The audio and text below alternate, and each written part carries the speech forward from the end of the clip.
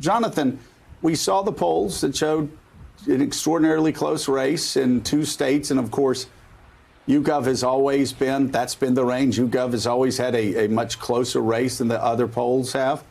And we believe the race is going to be very close in those states. Nobody knows who's going to win. But I'm just curious, what are you hearing on the ground? What are you hearing from Trump people? What are you hearing from Biden people about Donald Trump still doing things that would have destroyed any other political candidate other than him in any election, in any place in America, in any other time than right now?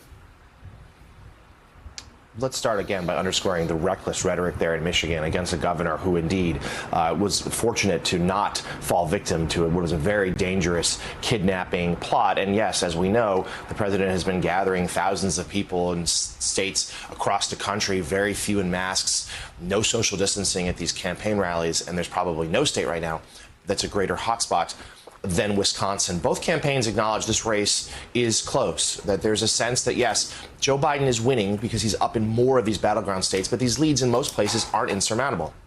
It's also what Biden has done is push into some states that Donald Trump 4 years ago won handily, Iowa, Ohio, Georgia, where now he has to play some defense. And with only 2 weeks to go, that's a strain on his time and resources. There's also some frustration among Trump aides and Republicans at large who are starting to point some fingers here. They do not counting out the president. They believe he can still win, but they acknowledge his path to victory is narrow. And there's some blame game beginning in terms of why we are that way. A sense that the campaign, particularly Brad Parscale, squandered a lot of money early in the campaign, and a sense of frustration at the president.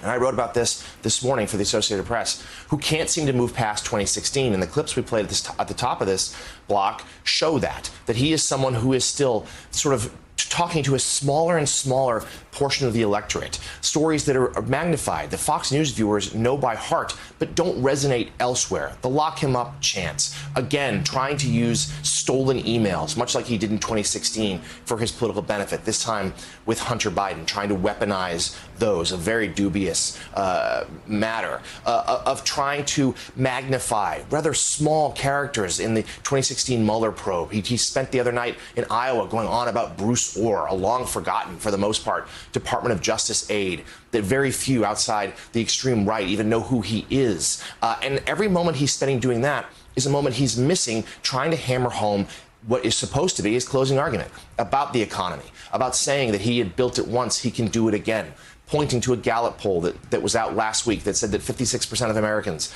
feel they're better off now than 4 years ago, despite the pandemic.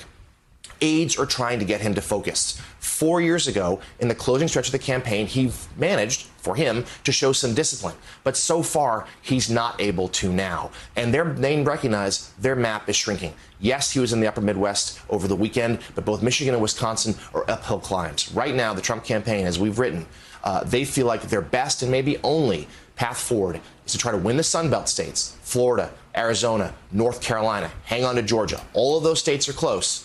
And then put all the emphasis on Pennsylvania, thinking that could be the state, though he is down in the polls, that could push him over the top. Thanks for checking out MSNBC on YouTube, and make sure you subscribe to stay up to date on the day's biggest stories. And you can click on any of the videos around us to watch more from Morning Joe and MSNBC. Thanks so much for watching.